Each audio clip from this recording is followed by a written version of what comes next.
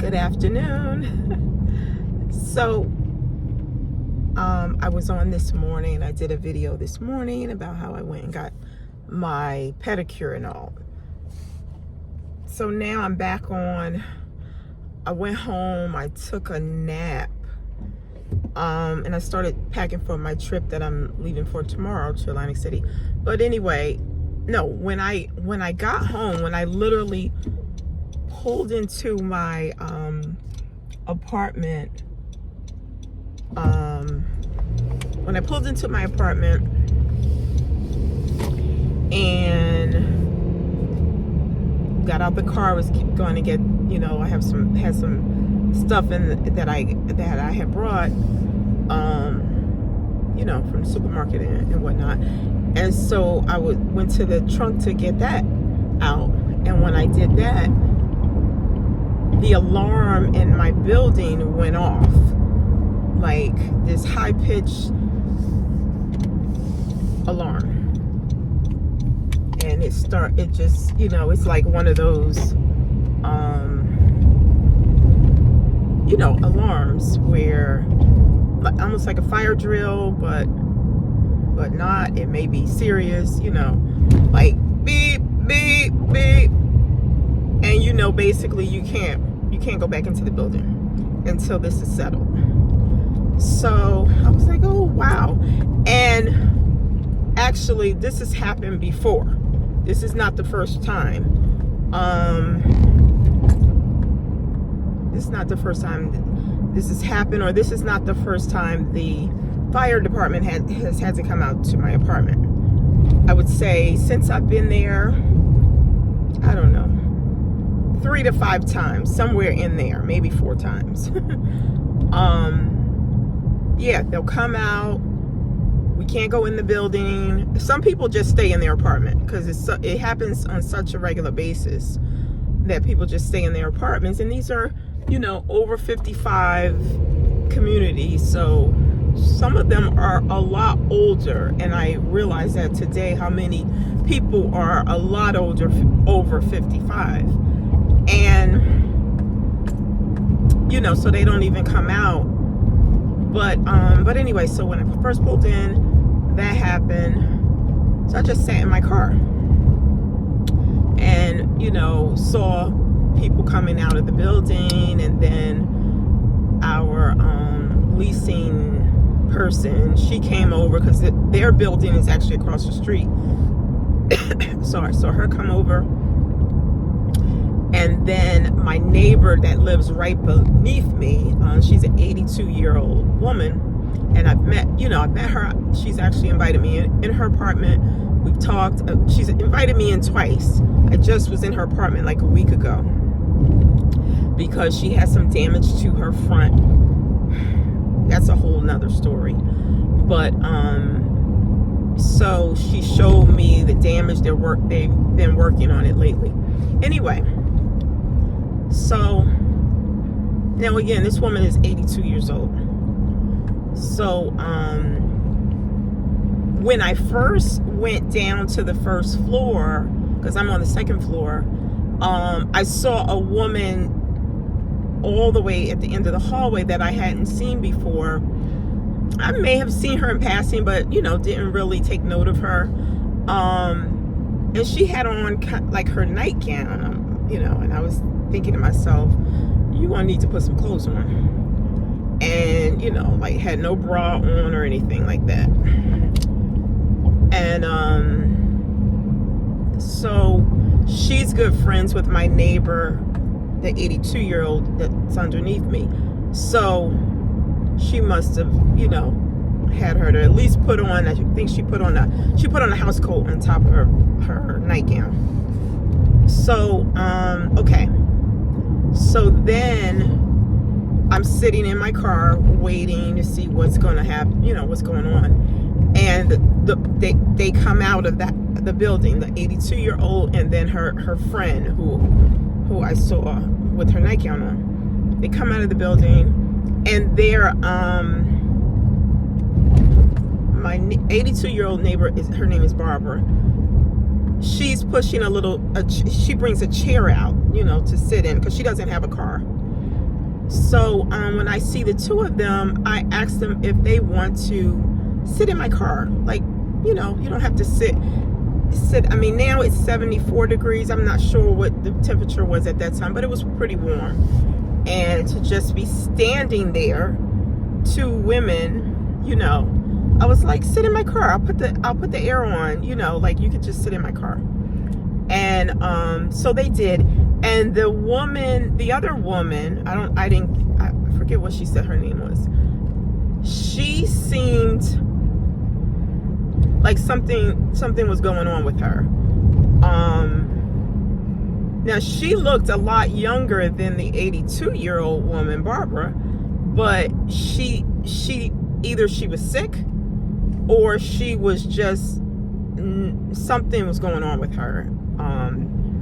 I don't know, mentally or something. She was not moving that swiftly, and she just didn't seem to be, because Barbara introduced us, and just the look in her eye, she wasn't altogether there. So let them sit in my car, put the air on, we were all good. And then the alarm, the fire truck, the fire department came. They, of course, checked out the building. They came out. They said we were good. So we all went back in. We all went up to our apartments. And as soon as I got to my apartment and literally opened the door, the alarm went off again. And then I'm like, shoot. And so I put my bags and everything in the apartment. I think I went to the bathroom, grabbed my pocketbook, and went. And also, and at first I was going to just stay in because I'm like, this is such a regular occurrence. So I was going to stay in, but then I looked outside and I saw that Barbara had brought out a chair. I think I mentioned Barbara had brought a chair out to sit on. The chair was still outside, so I was going to check with her to see if that was her chair and then take it into her. But by that time, like I said, the second alarm had went off, and once you came out of the building, they weren't going to let you back in. So okay, so we all came back out, and we all just we all stood together, kind of huddled around. A bunch of them, a bunch of people were kind of standing around, huddled, chit-chatting, because they had to call again, and the first fire truck had left, so they had to call again, and a completely different fire truck came out this time, and it took a few, I don't know, a few minutes for them to come. So we were all talking, and one thing I noticed is that Miss Barbara, my neighbor, and when I went into her apartment and talked to her one-on-one, she's 82. She's lived, she just was seemed a little negative about a few things. And of course she's frustrated with her situation, with her, like I said, they have to do work outside of her building, so she's frustrated with that. Oh my God. And so she was just, a little, which appeared to be a little negative about that situation. So yeah, I'll be right back.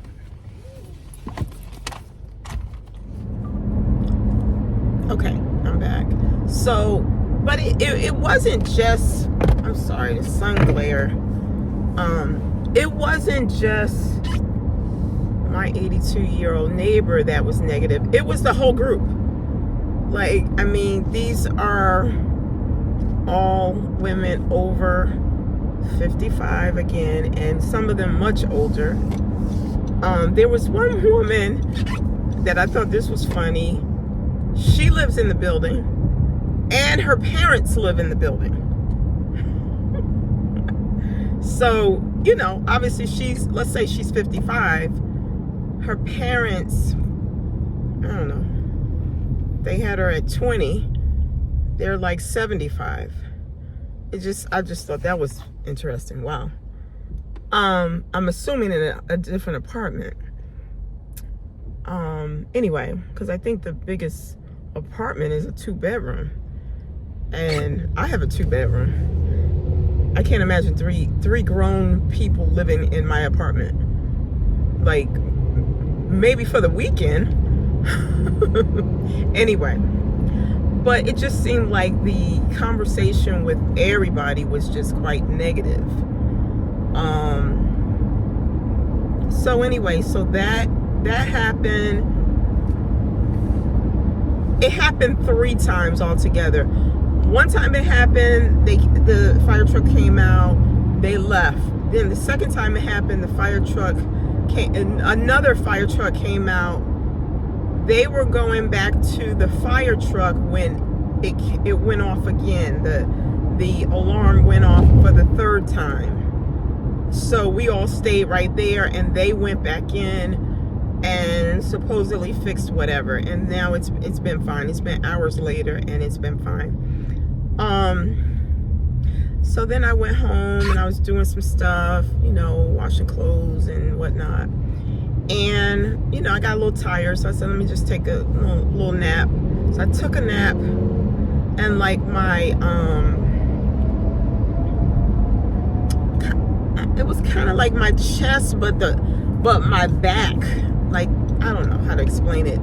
Almost like the back part of my chest, which is my back. But it just kind of started feeling weird, like I was coming down with something. And I was like, I started thinking about that woman who didn't say much. She didn't say much at all. The woman that was with my neighbor in the back seat. I'm like, could she have had something like COVID or something? And, you know, and now I know I'm you know, completely but I just feel weird. And I'm big, really big on energy.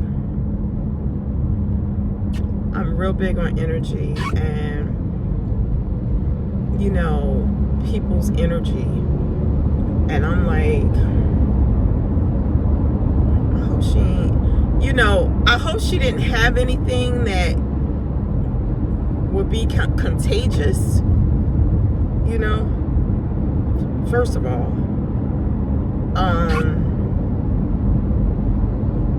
But I don't know, it's just like the energy was so low. And again, I don't know if she has some mental illness. I don't know if she has the physical condition, but she hardly said a word. She's, you know, she was polite. She said hello, but she just had this stare that looked like she didn't know where she was or what she was doing. And when we were going back into the building, I had to physically help her out of the car. Like, I had to lock arms with her and physically get her out of the car. And I was like, did I, like I said, like, my back, it's achy. That's what it is. My whole back and all is achy right now. I'm going to take a nice bath with some Epsom salt and all. But the other thing I'm going to do, that I'm doing right now, I meant to go to the car wash earlier. You know, you're going out of town, you want to clean your car. So I thought of that earlier, just, you know, even if I just vacuum out my car. But then I said, it's just me. You know, like, What's the big deal? You know, I literally thought that. I was like, what's the big deal? It's just me. But I'm like, nah, let me vacuum out my car. I brought some Lysol with me. Wait, is this? I always get this all mixed up. I brought Lysol with me. I brought some room freshener with me. I'm gonna pull these windows down and get out any funky energy that may have gotten trapped in this car. I don't play that. I do not play that.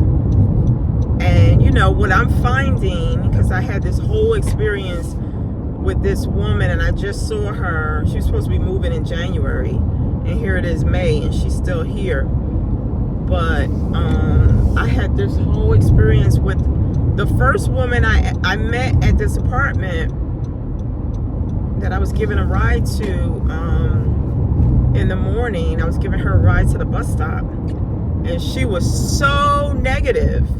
So negative about everything, about her job. She was so negative. She was so negative about how the fact that she had to take an Uber, even though I was giving her a ride, so she didn't have to take an Uber that day because I was giving her a ride. I mean, I gave her a ride multiple days, and I feel like she did an okie doke on me, meaning, I said that to my coworker the other day, okie doke, and she was like, "What does that mean?" I thought everybody knew what that meant. I thought everybody knew okie doke.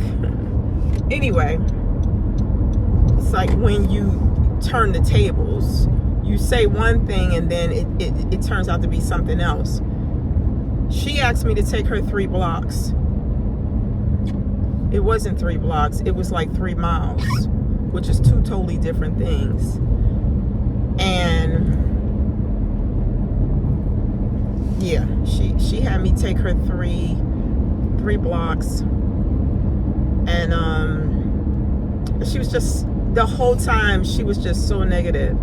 And like, that's my peace in the morning when I'm riding to work. I have an hour ride to work, and I can't afford to waste that time with all of that negative energy. Like, you can feel the energy. It's so low, it's vibrating so low that you can feel it. And I felt a little bit of that today with all of them talking about, they was just like all, you know, having this whole little, I won't say pity party, but I was just like, oh my God. You know, like, I pretty much stayed to myself in this, I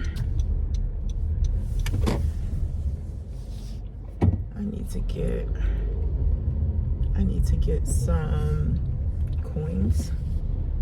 Oh, they got them over here. Good. Do they have a coin machine over here?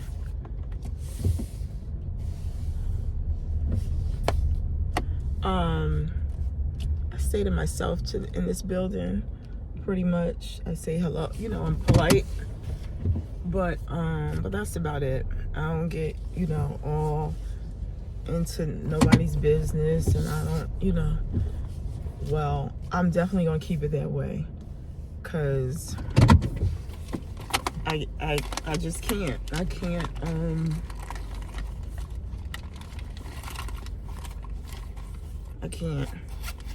but I just wanted to share that you know, you got to watch it, you got to protect your energy, and energy is real, like physical energy, mental energy, yeah, it's real.